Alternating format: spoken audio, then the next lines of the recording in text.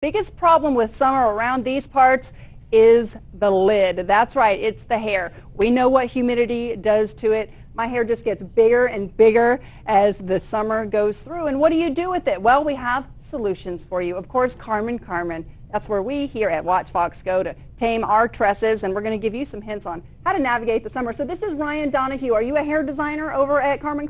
Yes, ma'am. Okay, now Carmen's over at the Columbiana Mall. In case you haven't been there, you guys have an array of designers, so I think that's fantastic. You have, I would say, one of the biggest varieties of hair designers, hair cutters, which is wonderful because it gives folks different options because there's so many different types of hair, and I think some people are better at some than others. What do you see yourself working on a lot these days? With the summer hair color, we've been doing lately a lot of like ombre type color where it's a little bit darker at the root and then down through the mids and ends kind of a little bit lighter. Well, let's get into that in 1 second. So are people coming in to get color first of all? Are they looking for those summer like highlights that people typically get? Oh yes, more so now than ever.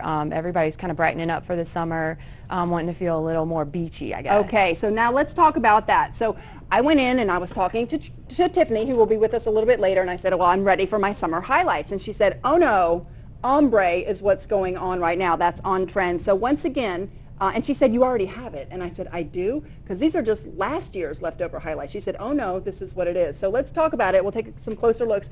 Describe to myself and our viewers the difference between things I'm seeing, color blocking and ombre. What are the differences? Okay, so with ombre, you're going to have more of a darker root, and then your mids and ends are going to be lighter, much like yours. Okay. A lot of people will grow their color out into that, and then with the color blocking, what the difference is you'll have a little bit of different darker pieces. Like on this side, you've got some, that just creates a little bit of dimension and depth through your hair, which is also great to maintain because it's a lot easier for people. Okay, and so like if somebody wanted to come in to get color blocking, so that the difference between color blocking is you're going to get those kind of chunks. Yes. It's more chunks, whereas the ombre is kind of like your roots almost growing out where the ends are much, much lighter than the top. Now, let's talk about some people that we've seen that on. I know we looked at some pictures of Drew Barrymore, and I think Khloe Kardashian. Anybody else? Khloe Kardashian, Sarah Jessica Parker, like even when she was back on Sex and the City, it was all of the,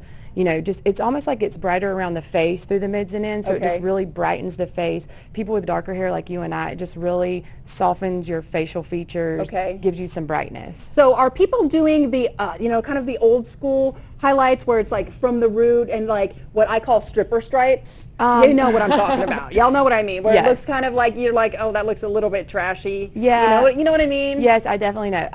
Every now and then you'll get somebody like that, but when it comes to like having the highlights at the root, I do a ton of that too, but everybody that has that wants a more natural look, very soft, blended, very natural. Okay.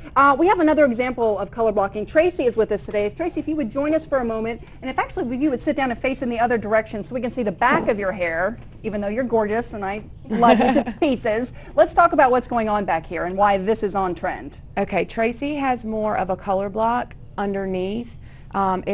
She's got some red tones and some golden tones through there, a little bit of caramel, and this is popular because it's just a little peekaboo of color up underneath. You can do it underneath in the front, you can do it really anywhere on the head, but it just gives something different, especially for people with darker hair. And this is permanent color, right? And that's, I'm looking at this close up, that's a pretty bright, bold, like magenta red. Now, let me ask you this. I've seen the young girls sporting like full-on colors, like bright strips of pink and purple, even lilac and blue, and it seems to be very acceptable in society these days. It's not just the crazy kids on the Lower East Side of Manhattan doing this. So is that something that you guys can do at Carmen as well? We can, and we have many options for that. You can get like what Tracy has, permanent color. You can pop a couple of little extensions in. They have little strips you can put in.